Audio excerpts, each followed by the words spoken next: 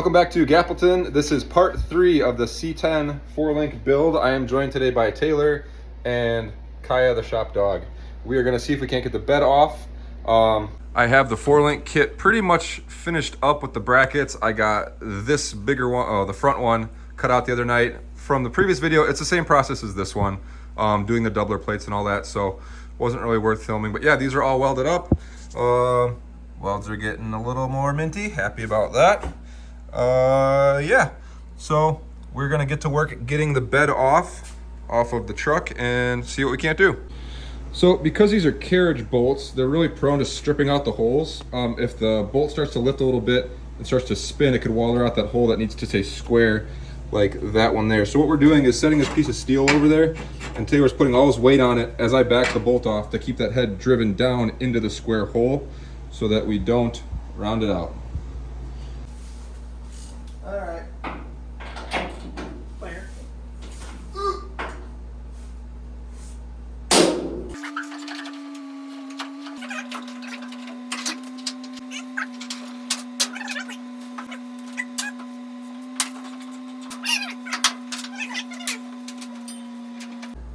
The video going? Yep.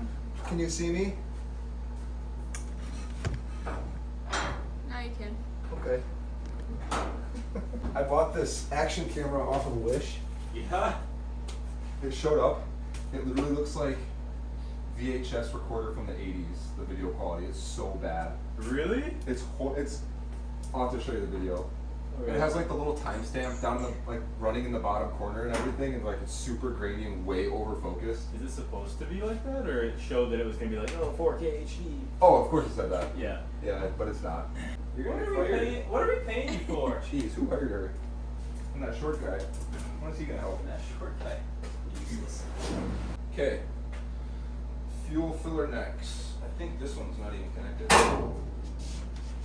Just kidding. Yes, it is. We each have one. We can. Which part are you gonna take off? There should be bolts going from the outside into the cup. So you open the door. There's going to be some. I think they're Torx. What are you doing? Which one's your gas tank thing? You just open it up? Yeah. Oh. This is a 19. This is a 2085. Okay. I see. So you see some Torx? Yep. Torx. Torx and it's a yeah. Yep. Yeah. So make sure Torx and Phillips it looks like. All right. Well, I'll give you the. Here's this first. Are they big Phillips or little Phillips? Kind of big. Like this big? Like a number 1? Yeah. Okay. Sure. Number 1. Yeah. Hey. Oh. Oh gosh. That was the door I just took off. Oh. So I didn't even need that. Ah. Well, let me put your fuel door back on here then. I guess you want that or something. Or something. Okay, lighting is disconnected from the truck. Alright, that was way easier than the last time I had the bed off, because the last time it was off was probably the first time in like 30 something years. But yeah, now it's only been 2 years since it was off last. That was really easy. So next we're going to drive outside, lift the bed onto sawhorses, drive out from underneath the truck, and then bring the truck back in here and start working on what's back there.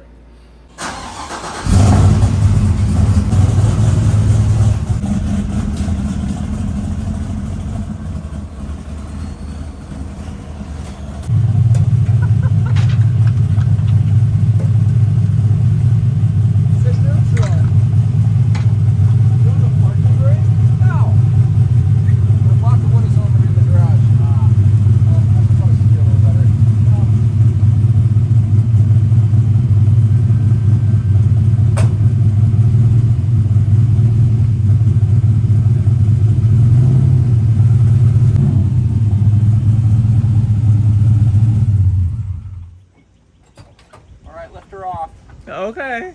So we're gonna get it up. Hopefully, you know how that goes. Oh yeah. And then get it on sawhorses.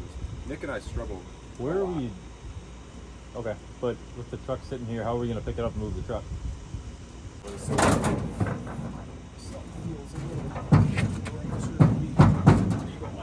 We're going to the rear. goes your gas cap. Yep.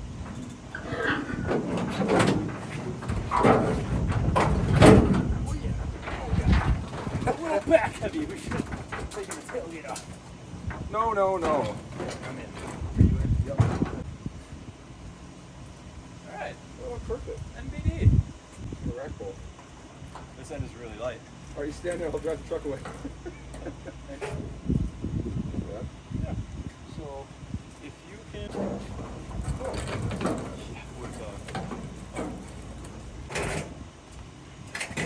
Go down. Hey, Oh, look at that. wasn't too bad. No. Just slider.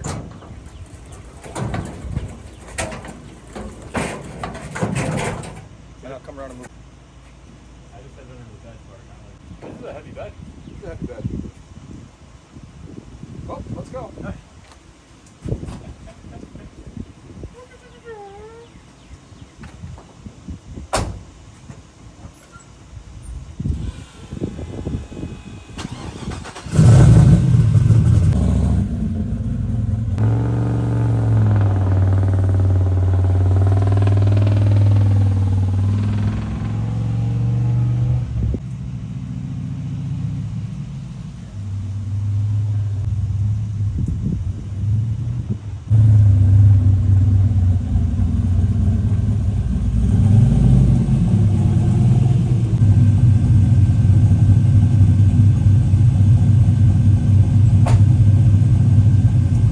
Can't believe we hit 130 back there on the frontage road without a bed.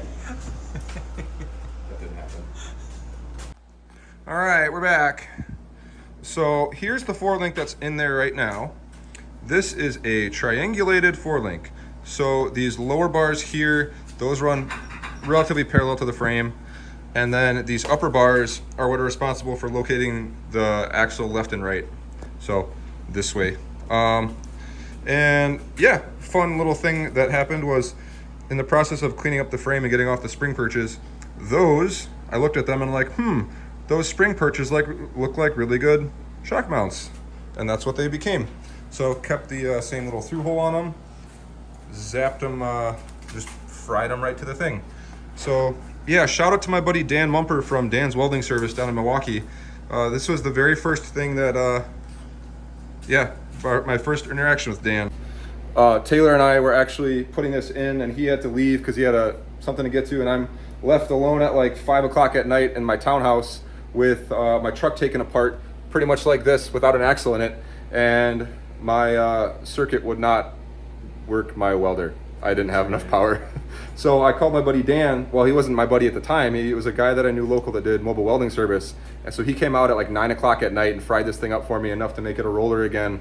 Yeah, he kind of saved me. And he's since become a good friend of mine. He helped me on some other projects and stuff. So shout out to Dan. Sorry, we're removing the weld, or the thing you welded in. The welds all hold, so good job. Trevor. Yeah. Go ahead.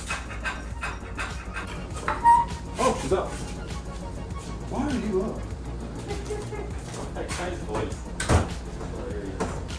This is some of my my Honda hardware. What were these?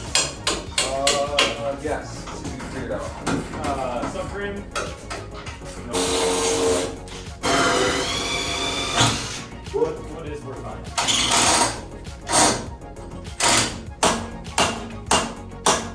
Oh, whoa. What the heck? Dude, because it's that bad. Oh, it is. It's very bad. Zerd. It won't show up. That's okay. It says 0. Folks at home will believe you. All right. So now I have to get the truck back at ride height, and then we're gonna take that measurement of the pinion angle, showing 4.4. If you tilt it, if you pick that up and tilt it to the rear, that number should grow. It should go to 0 and then start growing. Just pick that front edge up. Yep. No, it goes to 0. So it's actually pointing down. Yeah.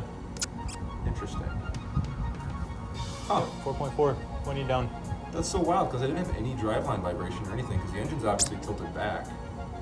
And this is tilted down in the center as well. Yeah, we'll have to check your Yeah. transmission angle, huh? Yep.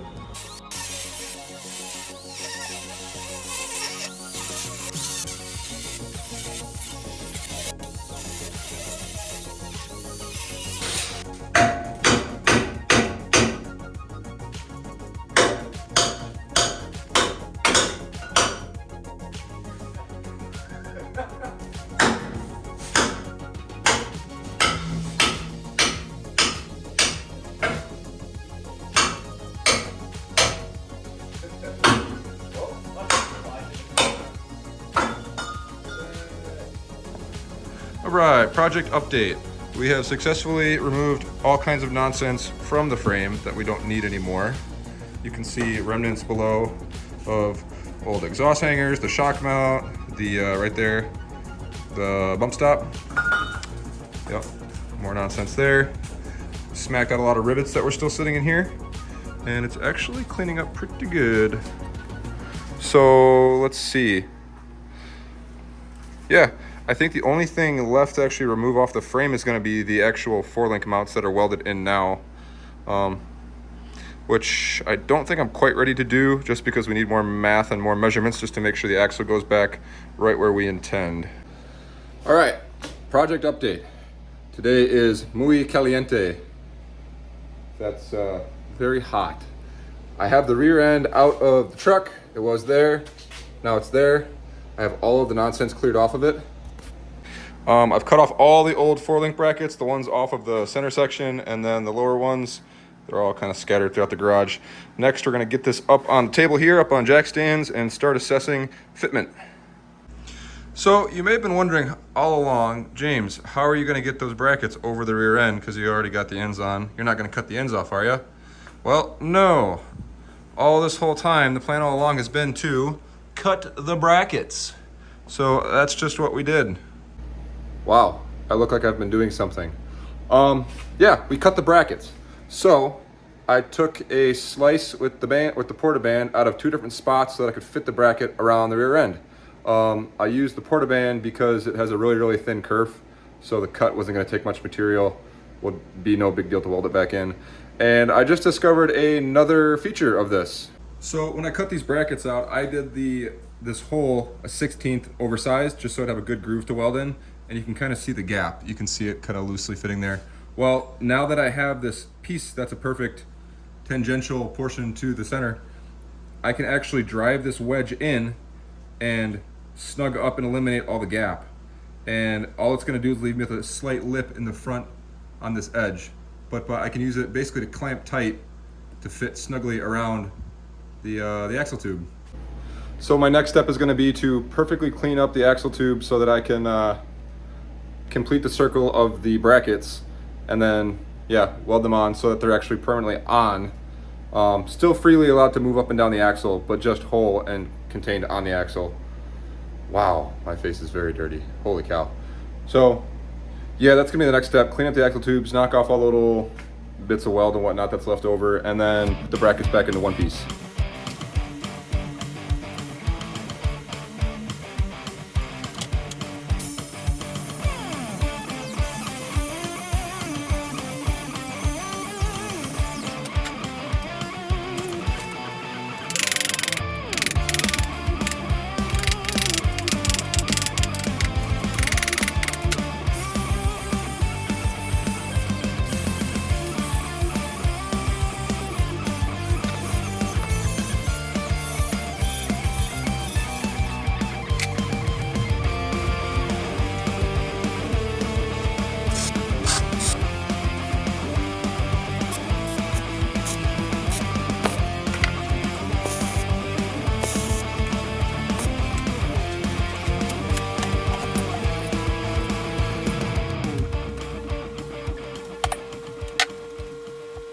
Alright, that's going to do it for today. As you can see, we made a lot of really good progress. I feel like this is a big milestone to actually see it on the rear end, kind of start to envision what it's going to look like here. It has me really excited to keep pushing on this. The next step is going to be to leave these brackets all loose on the rear end and start fitting things up in the truck. I don't want to go putting them, I don't want to go putting them where they don't need to go yet and have to backtrack a little bit. So the next step is going to be getting these bars ran through this hole here and this hole here, and those are going to intersect the frame of the truck. So rear end kind of has to be a little loosey-goosey yet before that can happen. But thank you all for tuning in to this episode of Gappleton. We will see you next time for more C10 4-link content. Thank you.